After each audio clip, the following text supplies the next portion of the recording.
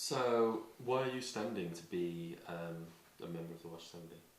I'm standing because I am really sick of the rising inequality and unfairness that I see in society. It's growing and growing, and it's so divisive to have this inequality.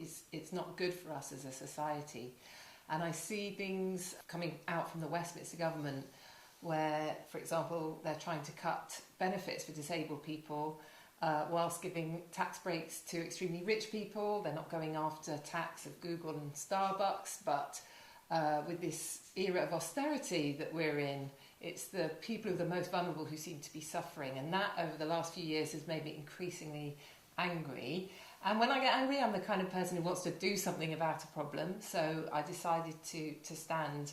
And the second reason I'm standing is I just feel there's no one standing up for people in this constituency. My big priorities for this election, the things that I want to work on if elected, would be education, health and jobs.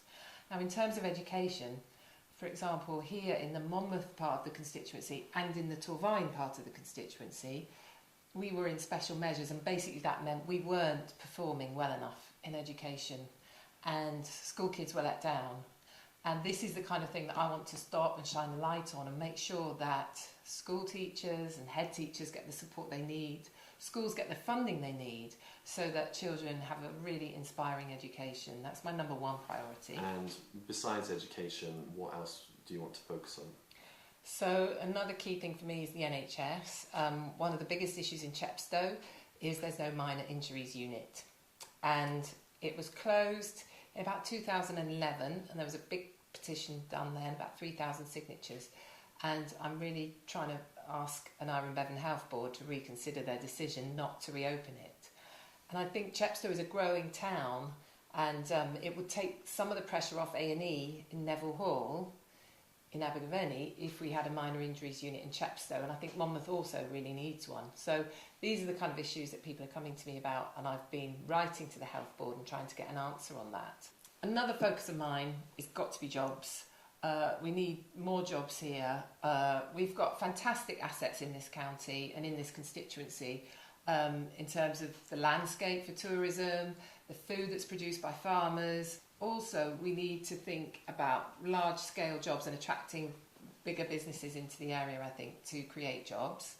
I've got experience of attracting investment from the EU. That's one of the things I do in my current job. I have to fundraise, and I know about accessing EU funds and grants, and I think that could be really helpful.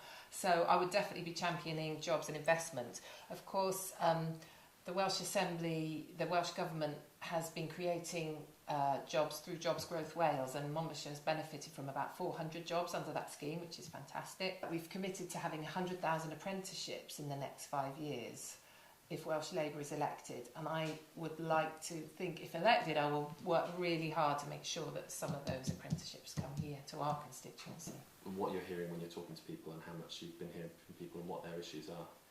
I've already been canvassing, obviously, and speaking to huge amounts of people in the constituency, from Croesi Ceiriog to Chepstow and everywhere in between, and I'm hearing all sorts of issues, from things like dog mess, street lighting, to people wanting a place in the right primary school for their child, and people wanting advice. And I've been trying to help all these people, and it's one of the most rewarding parts of this whole experience.